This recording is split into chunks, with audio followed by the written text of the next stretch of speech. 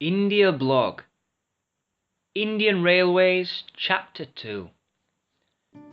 The second experience that is burned into my memory was the trip from Calcutta to Madras, which in those days was still called Chennai, capital of the Tamil Nadu, of Dravidian pride, and where the tomb of the Apostle Saint Thomas can be found.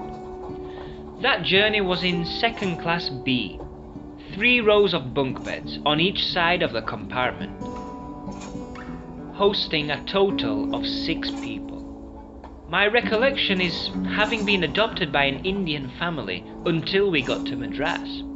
The trip lasted more than 24 hours, and the family fed me samosas, all sorts of fruit, all with the most varied sauces that we spread on naans while naturally drinking chai non-stop.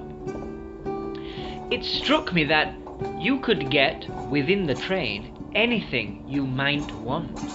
A barber, food, tea, shoe cleaners and shiners, and whatever else that might be needed.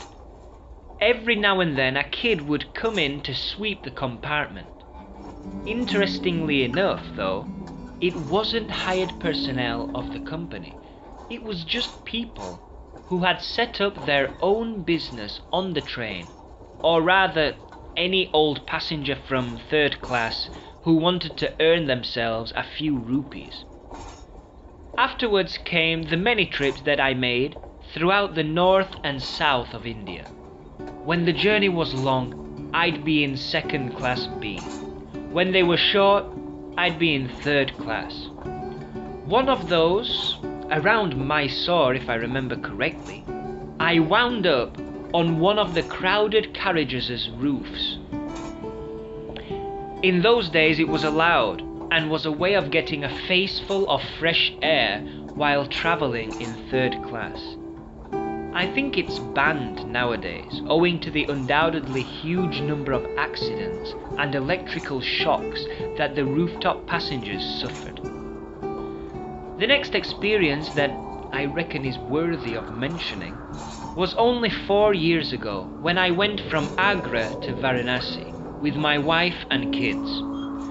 The train came into the station more than 2 hours late, which is not a noteworthy occurrence at all. It's quite expected.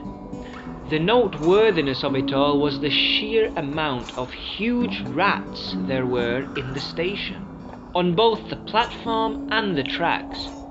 At one point we circled in on our luggage, a la General Custer's Last Stand, to scare them away, which provoked surprise and madness among the watching Indians, who found it illogical to scare rats that had gotten inside the luggage.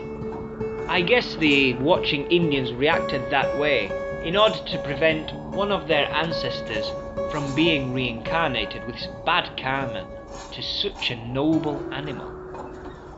Well, we finally got to Varanasi safe and sound, the only issue being I had to share a bunk bed with my wife, 50 centimeters, due to the fact that we didn't know where our daughter's bed was.